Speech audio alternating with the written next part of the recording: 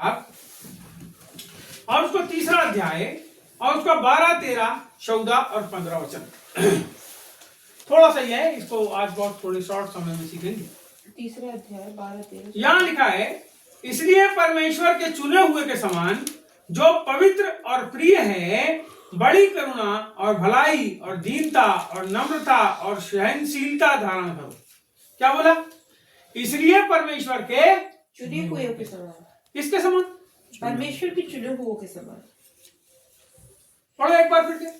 इसलिए परमेश्वर के चुने हुए के समान हाँ जो पवित्र और प्रिय है, हाँ बड़ी करुणा और भलाई हाँ, और दीनता हाँ, और नम्रता हाँ, और सहनशीलता धारण करो। आगे। और यदि किसी को किसी पर दोष देने का कोई कारण हो तो एक दूसरे की सह लो और एक दूसरे के अपराध क्षमा करो। हाँ, जैसे प्रभु ने तुम्हारे अपराध क्षमा किए, हाँ, वैसे ही तुम भी करो। हाँ, इन सब के ऊपर प्रेम को जो सिद्धता का कटिबंध है बांध लो। मसीह की शांति जिसके लिए तुम एक देह होकर बुलाए भी गए हो, तुम्हारे हृदय में राज्य करे और तुम धन्यवादी बने रहो। बोलो यीशु प्रभु की जय। यहाँ बोलता है, इसको समझिएगा, यहाँ बोलता है इसलिए परमेश्वर के चुने हुओं के समान। किसके समान? परमेश्वर के चुने हुए के समान। चुने हुओं के समान। बहुत बड़ी भीड़ है। अभी प्रभु यीशु मसीह में आप आ गए ना, अब हजारों हजार लाखों लाख लोगों की भीड़। परमेश्वर उसमें से कुछ लोगों को चुना और चुनने के बाद यहाँ पे प्रभु का जो दास है पौलुस है, वो कुछ बात को हमको क्या कर रहा है? बता समझा रहा है। समझ आ रही बात? क्या बता रहे थे? देखो यहाँ पे लिखा है, इसलिए परमेश्वर के चुने हुओं के समान जो पवित्र और प्रिय है। कैसे है बोलो? जो पवित्र और प्रिय है। कैसे है? पवित्र और प्रिय। पहली चीज है पवित्र है। पवित्र कौन है? जो पाप से छूट चुके, अपने आप को साफ कर चुके, करते रहे। अब आपने पीतल के बर्तन को चमका लिया अच्छा और रख दिया हवा में, धीरे धीरे क्या होगी? काली पड़ने लगेगी। कालापन हटाना पड़ेगा। नहीं मालूम हमने कब किसको क्या बोल दिया, मुंह से बोल देते ना, अपने को पता ही नहीं रहता क्या मालूम किसको क्या बोल देते। कई बार आंख से कुछ गड़बड़ा देख लेते, कई बार कान से जबरदस्ती किसी की बुराई सुन लेते हैं, करते हैं। ये कोई आदमी कहता है कि आप हमको 50 साल हो गए प्रभु में, अब हम कोई गलती नहीं कर सकते। नहीं नहीं, ऐसा नहीं हो सकता, ऐसा हो ही नहीं सकता। किसी न किसी की बुराई कुछ ना कुछ हो जाता है। सुने होगे ना कान से, अरे कभी किसी को बोले होगे ना, गुस्से में तो आए होगे ना। क्रोध तो करो पर पाप मत करो। और यदि तुमने क्रोध को बना के ही रखे उसका मतलब पाप कर दे।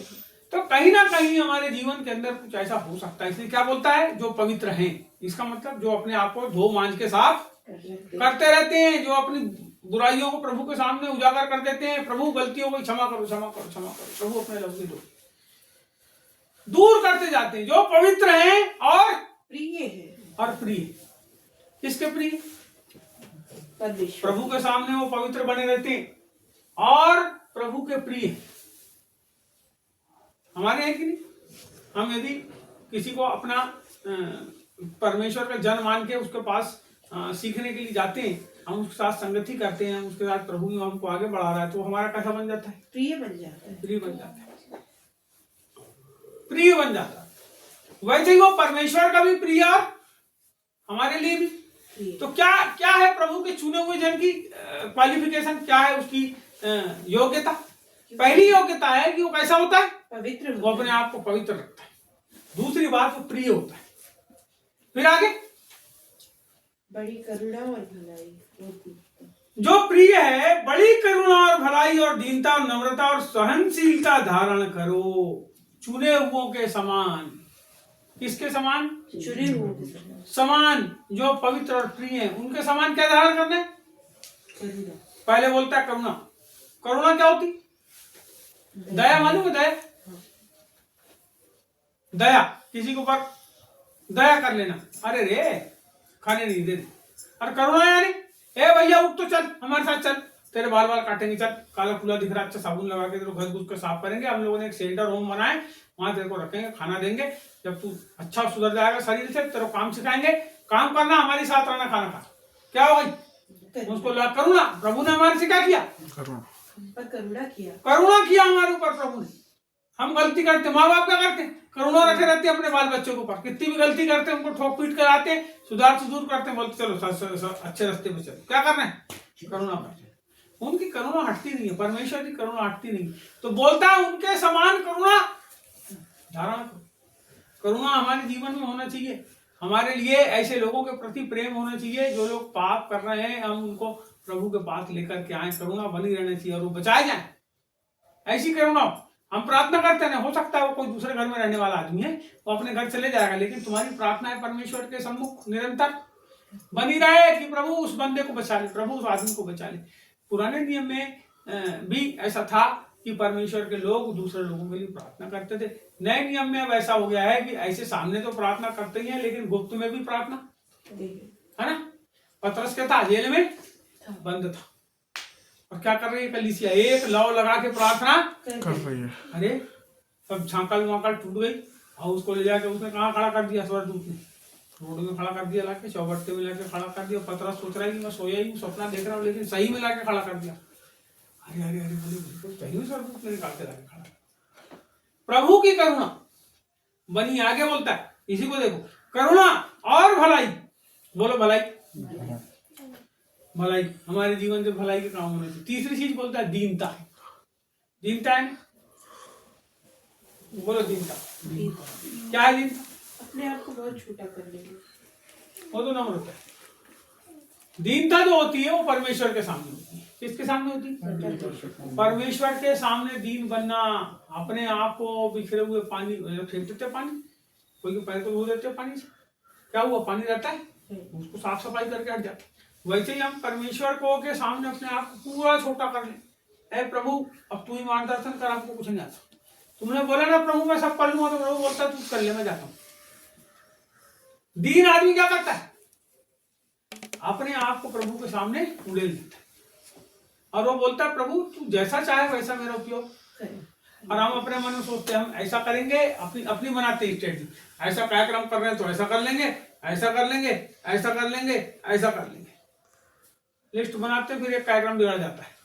आखिरी में पता चला भात ही जल गया। अरे अरे बोले सबके बीच में क्या हो गया, बदनामी हो गई, सब्जी जल गई। अरे बोले सब्जी जला दी तुमने। पूरे जन क्या करते हैं, सब्जी की बुराई करते हैं, पूरे कार्यक्रम को छोड़ देते हैं और काय की बुराई करते हैं। आज जब हम प्रभु के अधीन हो जाते हैं तो बिगड़ा वाला भाग भी कैसा होता है, सुधर जाते हैं। अरे जले वाले में भी ऐसी सुगंध उत्पन्न कर देता है वो कि अरे बोले क्या जोरदार बना था यार तुम्हारे यहाँ का जो सब्जी थी वैसी तो हमने आज तक नहीं खाई। जल गया मगर स्वाद। जब प्रभु के सामने क्या हो जाओगे, दीन हो जाओगे, तो प्रभु क्या करेगा, तुमको शिरोमणि, बाइबल में लिखा है जब दीन हो जाओगे प्रभु के सामने तो तुमको शिरोमणि बना देगा। शिरोमणि यानी सिर के ऊपर की मणि। क्या बोलता है, कैसे हो जाओ, दीन हो जाओ। किसका गुण है ये, प्रभु के चुने हुए लोगों का। सबका गुण लेंगे। जो घमंड में ऐसा खड़ा रहता है ना, याद रखना बाइबल में लिखा है परमेश्वर घमंडियों का सामना करता है। आपको पता है घमंड में अकड़ा कौन है, जो प्रभु के सामने दीन नहीं होता। वो अपने ही आप में है, बोले कोई क्या बताएगा, हमने प्रार्थना की है तो हमारी प्रार्थना। बाकी जो संसार के लोग हैं वो फिर और जो बड़े बड़े तुमसे भी है दास वो है, बोले वो क्या बताएगा। हम एक आदमी आया मेरे घर, एक दिन बोलता है, हमने बोले हम संकल्प प्रभु के दिन, तो बोलता है अरे कुछ नहीं बोले हम संकल्प को हटा, बोले मैं खड़ा हो जाऊंगा, बोले मंच के ऊपर, फिर देखो कैसे चमत्कार होती। मैंने लाओ भैया धन्यवाद प्रभु का। समझ रहे बात, ये क्या है, घमंड। मेरी मिसेस गवाह है, घमंड है नहीं। कोई जरूरी है किसी आदमी को हटाना, अरे उसको वहीं रहने दो। परमेश्वर को बोलो प्रभु मैं तेरे पास हूं, मैं तेरे सामने नम्र और दीन होता हूं, तू क्या कर, प्रभु उठाएगा तुमको। परमेश्वर किसका सामना करता है, घमंडियों का सामना। आखिर में मर गया ना वो आदमी, वो अभी जिंदा नहीं है। जिंदा इसलिए भी नहीं है कि उसने कुछ बोला किसी को, उसके कारण नहीं है, कारण कुछ और हो सकता है, लेकिन आज धरती में नहीं है ना। बाकी के हम सब तो हैं, जिनके बारे में बोला वो भी तो हैं। समझ रहे बात, घमंड नहीं करना। घमंड जो है उसका प्रभु सामना करता है। हो सकता है वो घमंड में ही अपने आप को इतना बड़ा धर्मी समझे कि वो किसी को कुछ ना समझे, क्योंकि घमंड में कई लोग अपने आप को धर्मी समझते हैं और परमेश्वर जब हमको धर्मी बनाता है तो हम अपने आप को दीन कर लेते हैं। इतना फर्क है। जब आदमी घमंड में आता है तो अपने आप को संसार का सबसे बड़ा धनी समझता है। वो जैसे एक पंखा कहीं देगा तो बोलेगा अरे हमने पंखा दिया दे, ढिंडोरा पीटेगा। और जब प्रभु अपना उपयोग किसी के द्वारा करवाता है तो क्या बोलता है, अरे भैया कोई और एक पंखा दूंगा बाद में जब आएंगे, क्षमा करना, एक ही दिया जी, क्षमा करना और दूंगा। घमंड। और यहां से यहीं पे वापस यहां लिखा है, हाँ भाई तीन है ना, तीन, हाँ ये। और दीनता, दीनता के बाद क्या आ गया, और नम्रता। कौन सा गुण है ये, छठवां गुण। पहली हो गई पवित्र, दूसरा हो गया प्रिय, तीसरी होगी करुणा, चौथा हो गया भलाई, पांचवा हो गया दीनता, और पांचवा क्या बोलता है, और नम्रता। नम्रता, नम्रता यानी छोटा कर लेगा अपने आप को। किसके सामने, प्रभु के सामने। नहीं नहीं, और लोगों के सामने, जो तुम्हारे संगी साथी है उनके सामने, जो तुमको नहीं जानते उनके सामने। आपको पता है पवित्र आत्मा गुण है नम्रता। ये नम्रता, धन्य वे जो कैसे हैं, नम्र है, वे पृथ्वी के अधिकारी होंगे। कहाँ के अधिकारी होंगे, पृथ्वी के नम्र लोग। कैसे अधिकारी होंगे पता है, पृथ्वी के अधिकारी। नम्र लोग लोगों में दिल पर राज करते। मैं चापलूसी करने वालों की बात नहीं कर रहा हूं। चापलूसी करने वाले तो चापलूसी करते ही रहेगा, लेकिन नम्र आदमी क्या करेगा, अपने स्वभाव से सामने वाले के दिल को जीत लेगा। अरे हम आ जाते हैं, लेकिन क्या बोलता है सामने वाला मालूम है, जब हम उसको छोड़ के आ जाते हैं, अरे यार एक नंबर है, क्लासिक आदमी, एक नंबर है। फिर अपना कभी कुछ ऐसा कुछ चीज फंस गई और अपन जाके आते जो, अरे भैया कोई बात है क्या आपके लिए, आपका काम में अभी क्या कारण, क्यों अधिकारी हो गया, क्योंकि आप प्रभु के उस फल से लदे हो जो आपके अंदर नम्रता है। आप कैसे लदे हो, नम्रता से। लोगों के साथ आप जितने ज्यादा अच्छे से बात करो। एक यहाँ डॉक्टर बालाघाट, शरणागढ़ नाम है, डॉक्टर शरणागढ़, वो इतने हंसमुख चेहरा भी बोल बोलूंगा, जब भी किसी पेशेंट से मिले मरने वाले, अरे कुछ नहीं होता बोले तेरा, है बोले हंसना है, कुछ नहीं तू सुधर जाए। आपने वाला पेशेंट उसका चेहरे देख के आया, अरे एक डॉक्टर आया ऐसा, हाँ क्या हुआ है, हाँ कुछ नहीं, इसके बचने के चांस नहीं, और घबरा दो सामने। समझ रहे हो बात। तो दो डॉक्टर थे एक ही समय में, ये दो, अब दूसरे का नाम नहीं बोलता, लेकिन लोग किसके पास गए ज्यादा, कौन ने किसको ज्यादा चाहे, उस व्यक्ति को चाहे जिसने क्या किया, उनके दिल को जीत लिया, और उसके पेशेंट सुधर ही जाते थे। मैं आपको एक ही बात बताऊं, तो धन्य वे जो मन के दीन है, और धन्य वे जो नम्र है, वे पृथ्वी के अधिकारी। प्रभु क्या करता है, एक जन को स्वर्ग का राज दे देता है, और जब नम्र हो जाते हो तो क्या बोलता है, पृथ्वी के अधिकारी होता है, लोगों के दिल के ऊपर राज करो। नम्रता दिल के ऊपर राज कराती है। आगे यहां पे हम देख रहे हैं कुछ चीजों को, इसको समझेंगे। और बोलता है और सहनशीलता धारण करो। सहनशीलता, अपन सहनशील है क्या, यदि हम चुने हुए हैं तो हमको कैसा बनना पड़ेगा, सहनशील बनना। हम किसी की बात को ही नहीं सह सकते। यदि कोई हमको मारे यीशु मसीह के कारण, तो हम क्या होंगे, फिर बहुत नाराज हो जाएंगे, मुकदमा करेंगे, फलाना करेंगे, ढिमका करेंगे। यदि हम सहनशील रहेंगे तो क्या बोलेंगे, हाँ कोई बात नहीं, हमारे प्रभु को भी मारे थे, हमको भी मारे, जा यार कोई बात, जा देखो प्रभु। सहनशील बनो, एक दूसरे की हम सह नहीं सकते। कोई ने एक लाइन बोल दिया, उसके ऊपर गुस्सा करने से अच्छा है कुछ सोच विचार कर लो, प्रभु से प्रार्थना कर लो मन में, उसके बाद जवाब दे दो। तुरंत किसी आदमी को उत्तर देने की जरूरत, सहनशीलता धारण रखो। कई बार कई लोगों ने मेरे को बहुत सारी बात बोले, लेकिन बाद में बहुत दिनों के बाद जब वो मिले तो हाथ जोड़ के मेरे को बोले, गलती हो गई जी, आपको हम समझ नहीं पाए थे, अभी हमको समझ आया, गलत समझे थे आप। ये जो समय है, ये जो बातें हैं, ये कब होती है, जब आप सहनशीलता, आप लड़ने लगो डंडा लेके कोई से भी, सहनशील हो आप। तो प्रभु के लोगों को कैसा होना चाहिए, प्रभु के चुने हुए को कैसा होना चाहिए, सहनशील होना चाहिए। आगे यहाँ पे देखेंगे, यहाँ लिखा है और यदि किसी को किसी पर दोष देने का कोई कारण हो तो एक दूसरे की सह लो और एक दूसरे का अपराध क्षमा करो। यदि आपको लगता है कि फलाना आदमी दोषी है, समझ रहे हो, आपको लग रहा है फलाना आदमी ने दोष किया है, दोष का मतलब कोई गलती किया होगा तब तो दोषी हुआ ना। यदि आपको ऐसा लगता है कि इसको हम दोष देने का हमारे पास कोई कारण है, कोई ऐसा कारण है जिसके कारण हम इसको दोष दे सकते हैं, इसको दोषी ठहरा सकते हैं, तो क्या करो बोलता है? सह लो उसको। यहां बोलता है यदि कोई किसी पर दोष देने का कोई कारण हो तो एक दूसरे की सह लो। वो कुछ नहीं होता ना, सब हो जाए, प्रभु सुधार दे। किस पे भरोसा करो? सहोगे कैसे? सहनशीलता उसी को कहते हैं जब आप किसी आदमी की गलती को देख के भी चुपचाप रह जाते हो। क्या है वो? सहनशीलता। यदि आपने 50 अपराध किए, देखो आप अब यहाँ प्रभु एक बहुत अच्छा उदाहरण देता है। एक आदमी 1000 दिनार का देनदार था, एक राजा का। उसको पकड़ के लाए, चल बोले।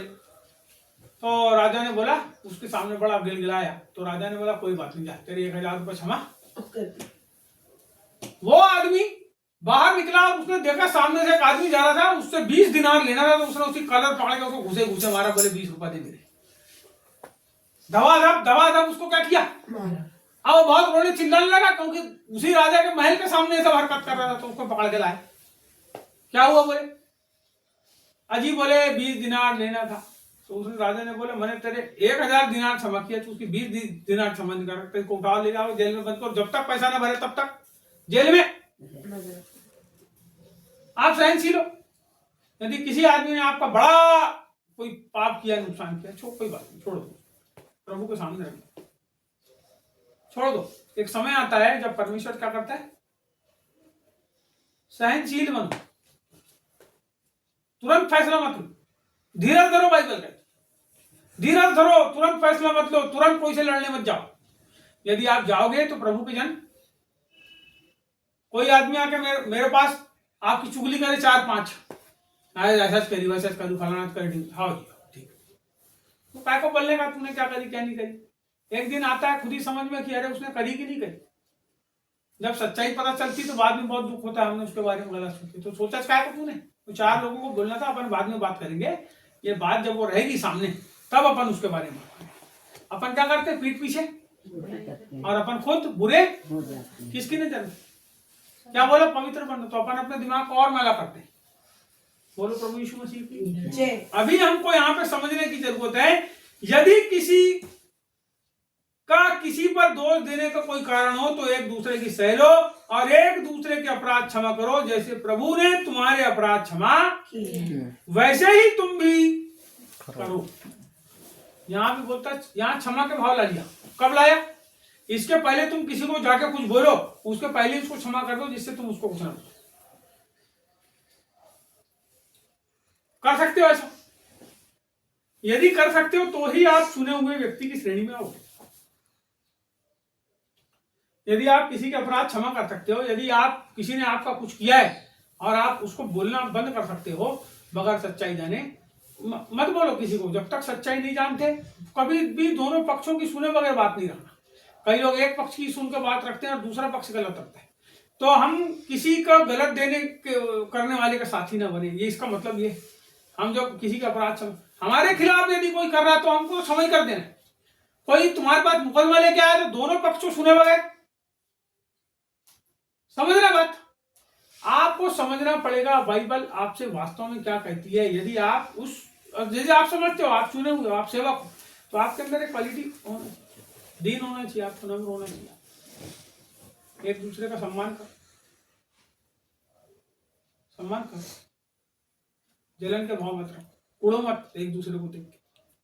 जब आप ऐसा करते हो तो एक चुने हुए की श्रेणी में आ जाते हैं। यहाँ बोलता है एक दूसरे के अपराध क्षमा करो। यहाँ शब्द में देखें, इन सब के ऊपर प्रेम को जो सिद्धता का कटिबंध है। इसका मतलब प्रभु के एक जन को कटिबंध कहाँ है?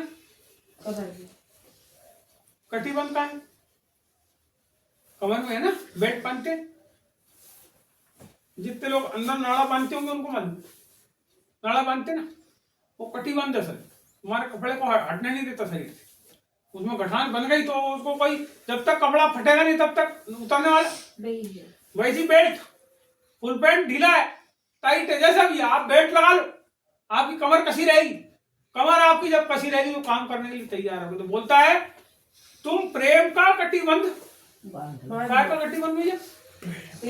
काय का? तेरे भाई प्रेम की बात नहीं कर, तो प्रेम इसका मतलब प्रेम किसी का नुकसान, प्रेम किसी की बुराई, प्रेम किसी के साथ गड़बड़, प्रेम झूठ, हाँ? प्रेम सच्चे का साथ देता है। नहीं नहीं भैया वही हमसे गलती, क्षमा करना, क्षमा, कोई बात नहीं भैया, अगली बार नहीं करेंगे। प्रेम कर रहा है ना, लड़ाई नहीं कर रहा है। प्रेम लड़ाई करता है? प्रेम क्रोध करता है? प्रेम गुस्सा करता है? नहीं करता, कुछ नहीं करता। आता भी है गुस्सा तो बोलता कोई बात नहीं यार, सुधर जाएगा। अब जिस आदमी में जिसने तुम्हारा नुकसान किया और तुम उसको मारने के बजाय बोला कोई बात नहीं, जा यार भाई, कोई क्या बोलेगा? अरे भैया बोलेगा मेरे को क्षमा कर दीजिए, गलती हो गई, सही में जी मेरे से गलती हुई। बाद में बोलेगा, कभी ना कभी बोलेगा। मैंने परिवर्तन प्रेम के द्वारा ही परिवर्तन आएगा। अब तुम पीतोगे पकड़ पकड़ के तो तुम्हारे दुश्मन बनेंगे। तुम बुरा बुरा गंदा गंदा खराब खराब बोलोगे तो तुम्हारे दुश्मन बनेंगे। कोई आदमी आके बोले क्यों तुम्हारे बाल क्यों अपने टकला रखे? अरे तो मेरे को प्रभु ने टकला कर दिया, मैं क्या करूँगा? हट बोले टकला बोलता है मेरे को बाल बाल रखे। हट बोले तू मेरे पास नहीं आया, बेकार है। एक उदाहरण बता रहा हूं। ऐसे ही जब हम किसी की आए तो ये स्वाभाविक है कि मेरे बाल लेंगे, लेकिन कई लोग ऐसे हैं जो किसी की कोई भी बात के ऊपर में किसी को भी कुछ भी बोलना, है ना? कितनी बार किसी के मन को दुखाओगे? तो प्रेम नहीं है तुम्हारे अंदर। प्रेम रहता तो प्यार से तुम उनसे बात करते, प्रेम रहता तो प्यार से तुम उसको समझाते, प्रेम रहता तो उसको, जहां क्षमा तहां यीशु है, नहीं क्षमा नहीं यीशु। बाबा ही नहीं है क्षमा। तुम्हारा तो कोई अपराध सामने वाले ने किया नहीं, फिर भी तुम क्या करते हो? सामने वाले को अपराधी साबित करते हो। जहां क्षमा तहां यीशु है, नहीं क्षमा। क्षमा के भाव ही नहीं है। बना के रखो अपने मन के अंदर घर। तुम्हारे मन के अंदर वो जो घर है वो धीरे धीरे कोड़ का रूप धारण कर लेगा तुम्हारे शरीर में। दूर करो ऐसे अपराधों को। बाइबल कहती है ऐसी सब फालतू की चीजों को दूर करो अपने आप से। अपने आप को शुद्ध करो, पवित्र करो। बाइबल कहती है अपने आप को पवित्र करो, अपने आप को शुद्ध करो। परमेश्वर का राज्य निकट है, उसको आगमन निकट है। हमको प्रभु के पास जाना है तो अपने आप को पाक साफ शुद्ध स्वच्छ रखना पड़ेगा, प्रेम से भरपूर रखना पड़ेगा। ये गुणों को धारण करना है हमको इन गुणों को धारण करना है। ये इसके बगैर हम प्रभु के लोग नहीं हैं। यदि कोई हमको लठ लेके मारने आ रहा है और हम भी लठ लेके जा रहे हैं, इसका मतलब हम प्रभु का जन बनना पड़ेगा। यहाँ लिखा चुना हुआ, चुने हुए की निशानी तो होता है। तो चुने हुए लोग रहते हैं वैसे रहते हैं, लेकिन जो नहीं रहते उनको बनना पड़ता है। और जब वैसे बन जाओगे तो तुम प्रभु के चुने हुए हो जाओगे, यीशु के नाम से वैसे बनना। चल आखिरी बात, यहाँ आखिरी बात देखिए, यहाँ लिखा है मसीह की शांति जिसके लिए तुम एक देह होकर बुलाए भी गए हो तुम्हारे हृदय में राज करे और तुम धन्यवादी बने रहो। काय के लिए बुलाया गया तुम? पढ़ो। मसीह की शांति के लिए। काय के लिए बुलाया गए? मसीह की शांति के लिए। तुम्हारे हृदय में बोलो, हमारे हृदय में, हमारे हृदय में राज करे। कौन? मसीह की शांति है, शांति है। हमारे अमोद अंकल बहुत अच्छी बात करते हैं। वो बोलते हैं सब हजारों आदमी खड़े रहते हैं। पहले की बात बता रहा हूँ, 20 साल 25 साल पहले की, जब मैं उनकी सभा में जाता था सुनने के लिए, अलग अलग जगह होती थी, तो सबको जब पूछते थे, बोले तुम्हारे हृदय में शांति है? शांति है? बहुत सारे लोग कहते थे नहीं है जी, शांति नहीं है, अशांत है। कोई रुपया को लेकर अशांत है, कोई पैसे को लेकर अशांत है। यहाँ पे बाइबल कहती है वो जो शांति है, जो शांति है प्रभु, वो तुम्हारे हृदय में राज्य करे। पता है शांति यानी क्या है? किसके साथ आती है शांति? बोलो पवित्र आत्मा। जब पवित्र आत्मा वास्तव में आपके अंदर रहेगा, जब रहने लगेगा, तो शांति आपके हृदय के अंदर राज करेगी। इसका मतलब जब शांति रहेगी, जहाँ शांति रहेगी वहां लड़ाई होगी, झगड़ा होगा, वहां द्वंद होगा, वहां गलत विचार होंगे, वहां कुछ भी नहीं होगा। आपका मन बिल्कुल शांत रहेगा और आप प्रभु में बने रहोगे। क्योंकि जब शांति राज करती है तो प्रभु का राज्य उस जगह के ऊपर। बोलो यीशु प्रभु जय। बहुत सुंदर परमेश्वर का ये जो वर्णन है प्रभु के जन का, वो यही है। यदि मैं अब भी किसी का भी अपमान कर दूं, वो झल्ला जाएगा। अपमान का मतलब सही का अपमान, ऐसे कर्म से जो धोखे से होता है अपमान, उसकी बात नहीं कर रहा। सही में यदि मैं किसी को अभी कुछ कुछ बोल दूं, खराब खराब बोल दूं, वो अपने आप में बड़ा अपमानित महसूस करेगा और प्रभु को जाने। वो बोलता है मैं बहुत बड़ा पादरी हूं, और जब अपमानित महसूस करेगा तो आप समझ जाना उसके हृदय के अंदर शांति का राज्य होना चाहिए। यदि कोई झल्ला भी रहा है तो झल्ला हमारे मन में आता है विचार, लेकिन हम जब उसको तवज्जो नहीं देते तो इसका मतलब हमने उसको हटा दिया, इसका मतलब हमारे हृदय में शांति राज वही स्थिति पे हम कौन है, वही हमारी अंतिम स्थिति है। एक आत्मिक व्यक्ति की अंतिम स्थिति वो शांति से भरा हुआ रहता है, वो प्रेम से भरा। शांति ऊपर क्या है? प्रेम। अंदर क्या है? बोलो अंदर क्या है? प्रेम। अंदर क्या है? प्रेम नहीं है, अंदर क्या है? शांति है। उसके बाद बाहर क्या है? प्रेम। प्रेम का गठबंधन, उसके बाद है फिर सब चीज। जब तक शांति ना हो, जब तक प्रेम ना हो, उसके बगैर ना नम्रता है, ना दीनता है, ना पवित्रता है, ना और कुछ है, ना और कुछ। अंदर से सब कुछ आता है बाहर। इसने क्या किया? बाहर से दिखाते दिखाते दर्शन कहां ले गया? एक प्रभु के जन का दर्शन कहां से दिखाया उसने? बाहर से।